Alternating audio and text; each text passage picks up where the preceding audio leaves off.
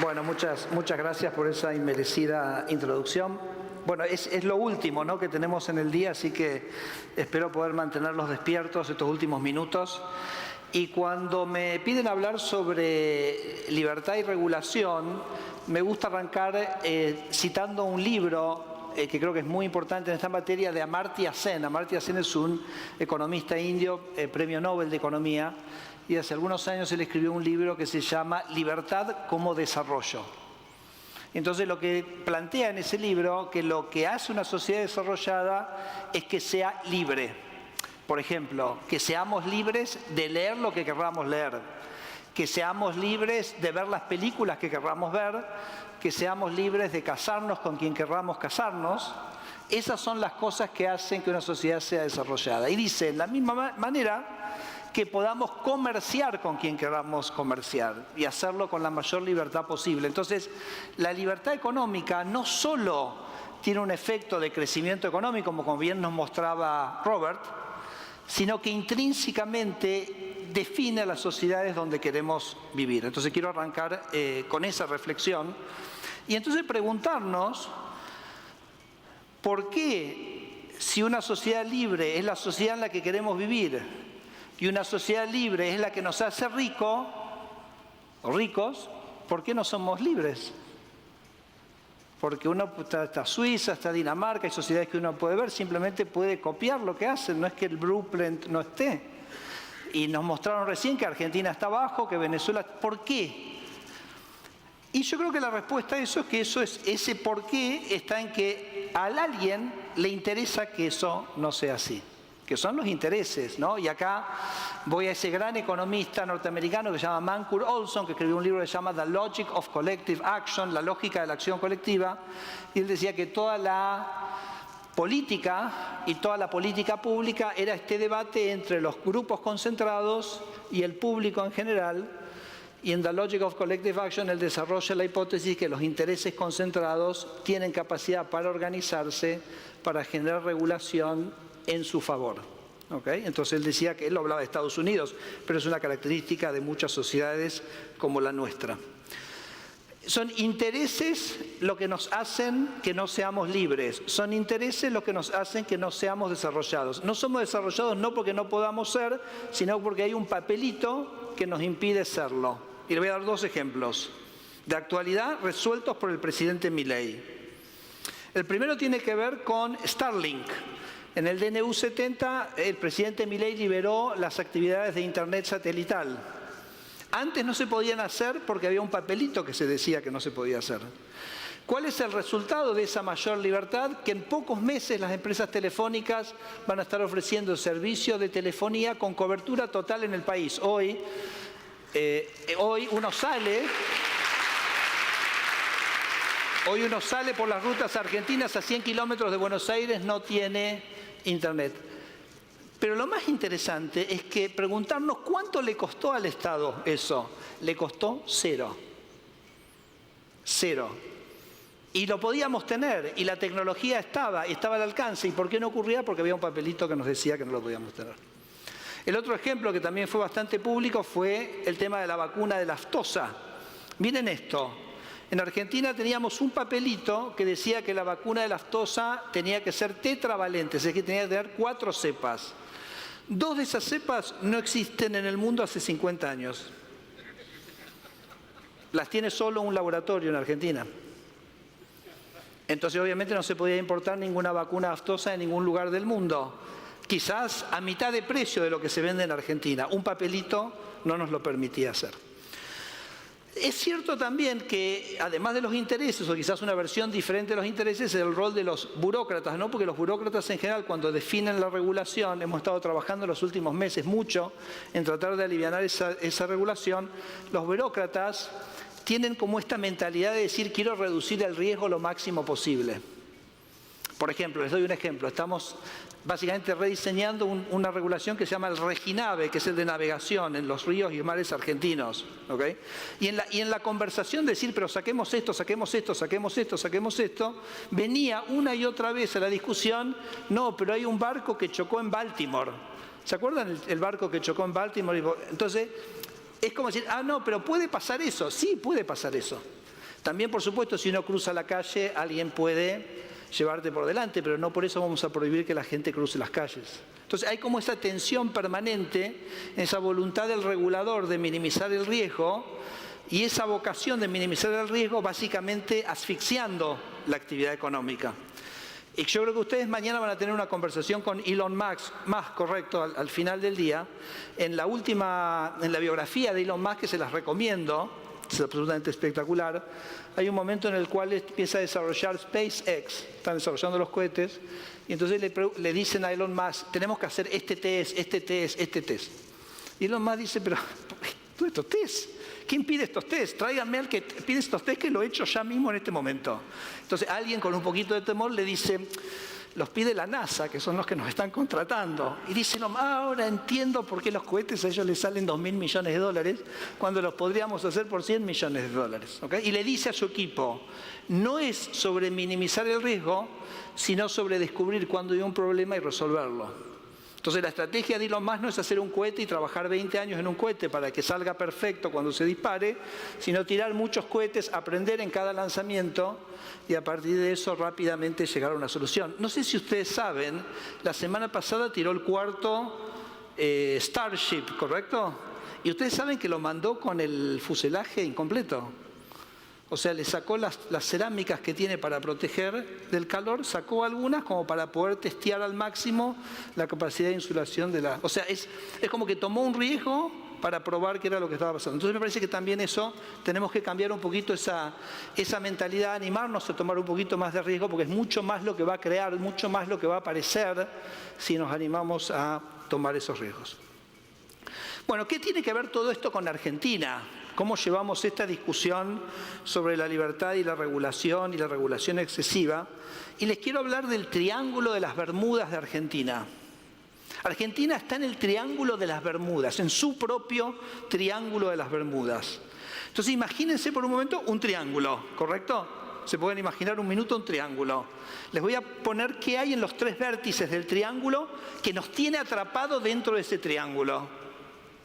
Entonces, en una punta pongan la corporación empresaria.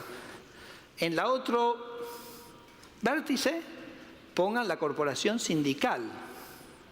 Y en el de abajo, si quieren, van a poner al gran gestor político de esas corporaciones, que es el Partido Peronista. El Partido Peronista en Argentina... El Partido Peronista en Argentina, con sus distintos nombres y sus distintas pieles, es el gestor del status quo, es el gestor de la casta, es el gestor de los intereses creados, es el Partido Conservador de Argentina. Y entonces nos tienen el Partido Peronista, la corporación sindical, nos tienen encerrados en ese Triángulo de las Bermudas, que es muy sólido y es muy rígido porque está embebido en nuestro marco legal. Nuestro marco legal instituye ese Triángulo de las Bermudas donde estas corporaciones logran extraer recursos del resto de la sociedad, logran poner sobre la mesa esos papelitos que le generan privilegios. Los sindicatos con sus cajas, los empresarios con lo que dijo Robert, el menor índice de apertura económica dijiste Robert, el menor número de apertura económica de tus 165 países. Sus promociones, su economía cerrada, sus subsidios, sus exenciones impositivas, las cajas sindicales, todo a costa del pueblo argentino. Yo lo llamo el status quo. Javier Milei lo llama la casta, el modelo de la casta. Y Javier le agrega un adjetivo que es el modelo empobrecedor de la casta. ¿Por qué? Porque cuando este sistema se instauró en el año, hacia por los años fines 60, a los fines de los años 60, cuando este sistema se hizo ley, que yo creo que acá el gran responsable de esto es el presidente Onganía, que fue el que institucionalizó este sistema de la casta, Argentina era un país que tenía 5% de pobres. Y hoy Argentina es un país que tiene 50% de pobres. Después de que se instauró el Triángulo de las Bermudas, Argentina creció a un ritmo de 0,5% per cápita real desde ese momento hasta acá. Cuando se instauró el Triángulo de las Bermudas de Argentina, Argentina era un país que era más rico que España. Hoy ni siquiera nos podemos comparar con España. Y es interesante porque esto no fue a principios del siglo XX, no fue hace 100 años, fuimos nosotros. Es en nuestras vidas, es nuestra generación la que es responsable de la debacle de Argentina. Y yo creo que el electorado dijo, basta, y esto tiene que cambiar, y creo que es el mandato que recibió Javier. ¿Cómo se puede, como me quedan 4 minutos, cómo se puede cambiar? ¿Cómo nos podemos liberar del Triángulo de las Bermudas? ¿Cómo podemos salir de esta trampa en la que estamos? Y obviamente es básicamente desarmando el poder de esto que yo llamo los agentes bloqueantes del cambio, porque están cómodos. Hay mucha gente que está muy cómoda en este equilibrio y en este status quo. Para la corporación empresaria es la competencia. Porque la competencia es la que elimina las rentas. Y cuando se eliminan las rentas, incluso se debilita la posibilidad de que estas corporaciones empresarias sigan influenciando para mantener este sistema. Cuando uno habla de la corporación sindical, son las cajas. Miren, cuando yo cuento fuera de Argentina que el régimen institucional de Argentina, esto tenemos que decirlo y decirlo y decirlo para que la sociedad tome conciencia de esto, y de a poco irá tomando conciencia de esto. Pero cuando yo le cuento a alguien, recién se lo comentaba al profesor Heckman, y me decía, no puede ser, el sindicalismo en Argentina se lleva aproximadamente entre el 3 y el 3,5 de los salarios formales de Argentina, todos los meses. Y cuando yo lo comento afuera me dicen, no puede ser. No puede ser, pero ¿cómo? La gente que no está sindicalizada también tiene que aportar. Sí, tiene que aportar. La ley, el sistema, el Triángulo de las Bermudas te puso en un lugar donde también tenés que aportar, ¿no? Entonces, me parece que eso es algo que hay que trabajar. Se puede, o sea, se puede formar. Yo creo que hay un antecedente que me parece que es muy interesante. Si fuéramos a Argentina hasta los 80s, había otra casta que era importante, que era la militar. Argentina logró desactivar a esa casta. La logró sacar totalmente del juego. De hecho, yo no la menciono como parte de este Triángulo de las Bermudas. Y si ustedes se acuerdan, a veces las cosas ocurren de manera fortuita o quizás son la maduración de procesos. Ustedes se acuerdan que en los años 90 el presidente Menem eliminó la conscripción. Y los conscriptos eran básicamente la mano de obra, era la materia prima de los militares, y se las eliminó. Y cuando les eliminó la materia prima, los desfinanció. ¿De qué los desfinanció? Los desfinanció de soldados. Y entonces dejaron de ser un factor importante en la puja de poder en Argentina. Así que podemos hacerlo, podemos avanzar en este proceso, y creo que ese es el proceso en el cual está involucrado el presidente Milei, ¿no? Es una tarea ardua, es una tarea que implica creo que una perseverancia muy grande.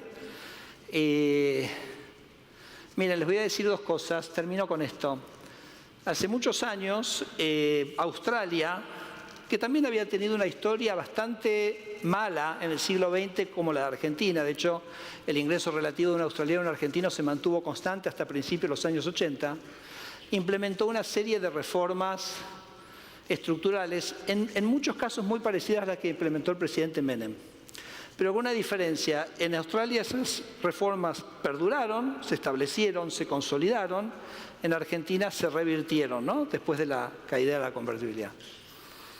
Y a mí siempre me daba mucha curiosidad porque era que en Australia se habían mantenido, en Argentina se habían revertido, y de hecho sabemos lo que pasó a Australia. Australia es uno de los países más ricos y más vivibles del mundo. Pero en el siglo XX, hasta los años 80, le había ido igual de mal que Argentina. Una vez le comenté esto al embajador australiano y él me dijo, mira, te pago un pasaje, anda a Australia y entrevistá a los que hicieron esto. Bueno, caballo regalado, no se le mira los dientes. Allí me fui a Australia y terminé entrevistando a un señor que se llama Paul Keating, que fue el ministro de Economía del primer ministro que hizo las reformas, que se llama Bob Hawke. Ganaron 4 elecciones seguidas en el sistema parlamentario australiano. 3 Bob Hawke, y en la cuarta el primer ministro fue Paul Keating, que es esta persona que terminé. Y le pregunté cómo era que había sido este proceso de reformas. Y me dijo 2 cosas que me parece que son muy interesantes y muy aplicadas a este momento. Lo primero que me dijo es, mira Federico, si vos mirás el proceso de reformas de Australia hoy desde la distancia, parece un proceso que fue casi como una cosa de relojería, ¿correcto? Perfecto, pensamos esta reforma, salió, tuc, tuc, tuc, tuc, todo perfecto. Nada más alejado de la realidad. Yo todas las noches llegaba a casa como si hubiera estado esquiando todo el día con un solo esquí. Entonces lo que me estaba diciendo es que los procesos de transformación en una democracia son complejos. Tienen avances, tienen retrocesos. Y hago un pie de página, antes de ir al último punto, que yo creo que Argentina está viviendo una experiencia democrática inédita. Inédita, porque tiene un Congreso independiente, un Congreso que le cambia las leyes al Congreso, un Congreso que emite leyes de iniciativa propia, que le pueden gustar o no al Ejecutivo, pero un presidente que se enoja con el Congreso, que para mí es una señal de la vitalidad de nuestra democracia. Yo fui diputado cuando el kirchnerismo tenía mayoría en el Congreso. Recuerdo discutir algunas leyes con el miembro informante del kirchnerismo y decirle, hay un error acá, y lo mira y me dice, sí, tenemos un error acá, y le digo, cambialo, corregilo. Me dice, yo no puedo cambiar una coma. El miembro informante del partido gobernante no podía cambiar una coma en una ley. Ese era el rol que tenía el Congreso en esa democracia. Y hoy tenemos una democracia vibrante, una democracia con debate, una democracia donde el presidente pelea por sus ideas con un Congreso independiente. Yo creo que eso lo tenemos que ver como una fortaleza de este extraordinario momento democrático que está viviendo Argentina. Digo, porque hay que cambiar un poquito la perspectiva, ¿no? A veces nos gusta el silencio, la libertad es más ruidosa y la independencia de poderes es más ruidoso también, y bienvenido sea. El último punto, me dice, le digo a Keating, ¿y ustedes por qué las reformas de ustedes perduraron? Y él dice, Federico, perduraron porque la gente sabía que nosotros éramos un grupo de gente honesta. No me dijo el índice de Economic Freedom, que seguramente lo tenía en mente y era importante, no me dijo de ciertas políticas, esto, lo otro, me dijo, la gente sabía que nosotros éramos un grupo de gente bien intencionada.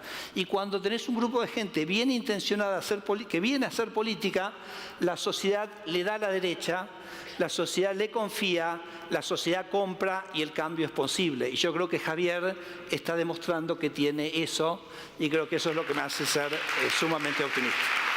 Muchas gracias.